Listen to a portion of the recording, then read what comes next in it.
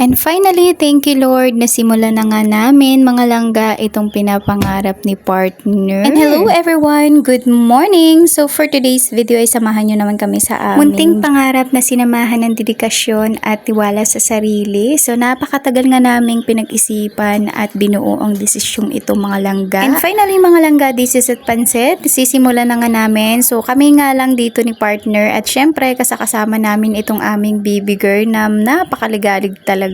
So as you can see mga langga, kami nga lang ni partner dalawa ang nagkikilos dito. Hindi na nga kami kumuha ng manggagawa dahil wala nga kaming budget. At makikita nyo naman, maliit lang naman itong pwestong ginagalawan namin. Kaya alam namin sa sarili namin, kayang-kaya namin to. Tiwala lang sa sarili, ganun talaga. At dahil nga po ito nga ang kinahiligan ni partner, so ayan, sinuportahan ko na nga siya sa kanyang gusto. Dahil alam kong kahit noong binata pa siya, ito na talaga ang kanyang trabaho. Napakadali ng pera niya mga langga, pero kailangan lang talaga ng sipag at tiyaga. Dahil yun talaga ang puhunan sa trabahong ito mga langga. Kaya kahit nag-aalangan ako ay talagang sinuportahan ko na nga lang din siya sa kanyang ginagawa. Dahil naniniwala talaga ako na kayang-kaya niyang i-manage to. Ang sakit lang sa pakiramdam mga langga na yung mga taong mas nakakakilala sa'yo yun pa yung magda-down sa'yo. Dahil may narinig din kami a little bit mga masasakit na salita pero hinayaan na lang namin yun. Dahil alam namin hindi naman kami uunlad kapag sila yung papakinggan namin at hahayaan namin yung sarili naming desisyon, di ba? Basta nagtitiwala kami sa aming sarili at alam namin lumalaban kami ng patas, wala kaming inaapakan na ibang tao. Minsan nakakapag-alinlangan talaga yung mga desisyong ganito, lalo na pag maraming nakakahadlang, pero nagpapasalamat pa rin kami sa Panginoon at dedikasyon nitong